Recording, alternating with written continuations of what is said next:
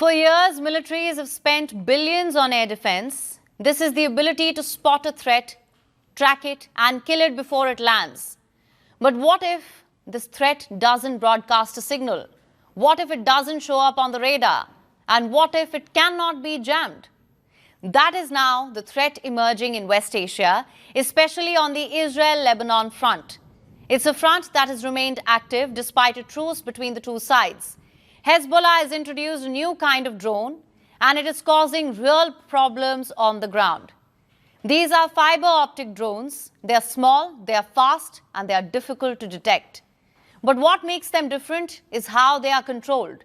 You see, most drones rely on radio signals or GPS links, which means they can be jammed or disrupted. But these drones do not use any signal. Instead, they are connected to the operator by a thin fiber optic cable. You heard that right. As the drone flies, the cable unwinds behind it, so there is no frequency to block and no link to break. In simple terms, they are immune to electronic jamming, and that makes them a serious threat. The operator can see a live video and guide the drone in real time, right down to a specific target. In some cases, even to target a weak spot. This can be tanks or a group of troops.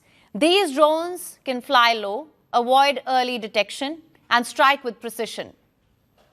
And this is not a theoretical threat. These drones have already been used on the battlefield. Last week, an Israeli unit was targeted by this fiber optic drone in southern Lebanon. One soldier was killed and several others were injured. In fact, as a rescue helicopter arrived, another drone was launched.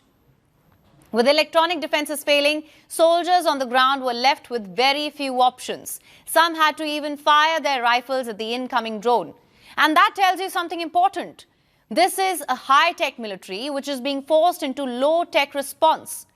What makes it even more concerning is these cheap drones. These are cheap drones, and some estimates put their cost at just a few $100s. So this is low-cost warfare with high precision. And this is not the first conflict to see this kind of a tactic. These drones have already been tested elsewhere, and I'm talking about the Ukraine war. Both Kyiv and Moscow have used these types of drones, especially in heavily jammed environments. Now that tactic has arrived in West Asia, and Hezbollah is using it. And look at the timing as well. Hezbollah is under pressure, intense pressure. The armed group has taken severe hits from Israeli airstrikes since entering the war in March. Its positions have been targeted, top commanders have been killed, and its networks disrupted. But the Iran-backed group has not stepped back. Instead, it is adapting. It is shifting to methods that are harder to stop. Now, this is what we call an asymmetric warfare. When you cannot match your opponent's firepower, you change the way you fight to inflict more damage. But let's be clear here, while Hezbollah continues the drone warfare, Israel is also preparing itself for these threats. Take a look at what Prime Minister Benjamin Netanyahu had to say. A few weeks ago, I ordered the establishment of a special project to thwart the drone threat, and today I will be presented with a progress report on the subject. It will take time, but we are on it. We will continue to ensure Israel's superiority in all fronts.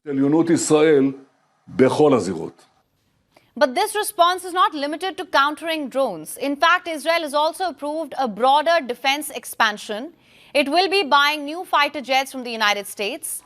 The plan includes adding more of the F-35 Lightning II jet and the F-15I aircraft. The F-35 is designed for stealth operations. It is able to evade radar and strike deep targets. In fact, they've been used extensively to target Iran.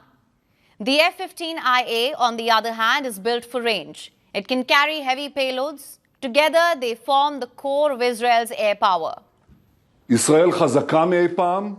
Israel is stronger than ever, and Israel must always be much stronger than our enemies. Therefore, I advocate for two principles: strengthening and independence. Regarding strengthening, we are acquiring 2 squadrons of modern aircraft, F-35 and F-15IA. So on one side, you have advanced jets built for range, stealth and strategic strikes. On the other, you have a drone the size of a shoebox, guided by a thread of fiber. One costs millions, the other a few $100s. And yet both are now flying in the same airspace. That is the new reality of this war. And no one has fully figured out how to stop it.